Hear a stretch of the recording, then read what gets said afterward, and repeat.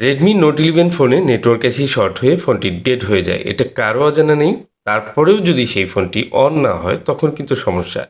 তো এই ফোনটি মূলত একজন টেকনিশিয়ান ভাই সে কিন্তু মূলত এই ফোনটির নেটওয়ার্ক আইসিটি শর্ট পেয়েছে। নেটওয়ার্ক আইসি রিমুভ করার পর ফোনটি তারপরেও অন হচ্ছে না।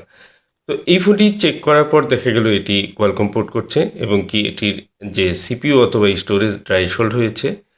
অনেক সময় এরকম হয় যে নেটওয়ার্ক আইসি রিমুভ করার সময় হিট লাগার কারণেও কিন্তু বলগুলো প্রবলেম হতে পারে। একটা বিষয় গুরুত্বপূর্ণ সেটি হচ্ছে যে এই ফোনগুলোর কিন্তু আইসিগুলো নন পেস্টেড। মানে পেস্টিং করা আইসিগুলোতে অনেক সময় হিট লাগার কারণে এক ধরনের সমস্যা হয়, আর নন পেস্টেড থাকলে সেটা কিন্তু আরেক ধরনের সমস্যা হয়। তো এই ফোনটি কম্পিউটারে পোর্ট করছিল, যে কারণে আমি কিন্তু সিপিইউ রিভলভ করার চেষ্টা করছি। মানে সিপিইউ রিভলভ করে প্রবলেমটি সলভ করার চেষ্টা করছি যে ফোনটি অন করা যায় কিনা। কারণ প্রথমত এই ফোনটি যখনই নেটওয়ার্ক আইসি রিমুভ করা হয়েছে তখন শর্টটি ছেড়ে দিয়েছে এবং কি এটির যে রিডিং সেটি কিন্তু যেমনটা থাকার কথা সেরকমই আছে, মানে 200-র আশেপাশে আছে। সো এই ফোনটির যে প্রবলেমটি সেটি কিন্তু পাওয়ার সেকশনের কোনো প্রবলেম নেই। অনেক সময় কিন্তু নেটওয়ার্ক আইসি শর্ট হওয়ার পরেও বা নেটওয়ার্ক আইসি রিমুভ করার পরেও শর্ট থেকে যায়, অন্য কোনো জায়গায় এলডিও বা অন্য কোনো জায়গায় শর্ট থাকতে পারে, অটো রিডিং থাকতে পারে, সেটা কিন্তু ভিন্ন বিষয়। বাট শর্ট রিমুভ হয়েছে এবং কি পাওয়ার সেকশন ওকে হচ্ছে, কিক করার সাথে সাথে একটি পাওয়ার নিচ্ছে।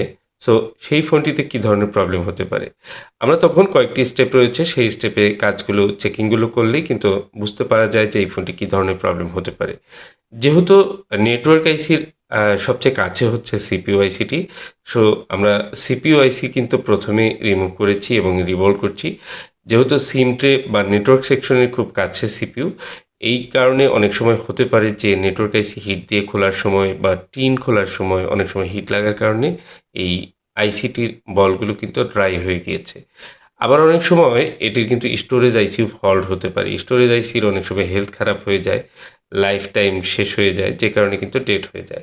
যাই হোক, সিপিইউটি প্রথমে আমি রিভলভ করে ইনস্টল করলাম এবং সিপিইউ রিভলভ করে ইনস্টল করার পর আমার রেজাল্ট যদি চলে আসে তাহলে আমাদের অন্য কিছু করতে হবে না। প্রথমে আমি চার্জার লাগিয়ে দেখব, চার্জার লাগানোর পর দেখি ফোনটি কিছু আসে কিনা।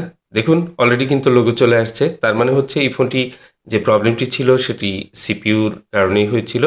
সিপিইউ ড্রাই শোল্ড হয়ে এরকম হয়েছিল।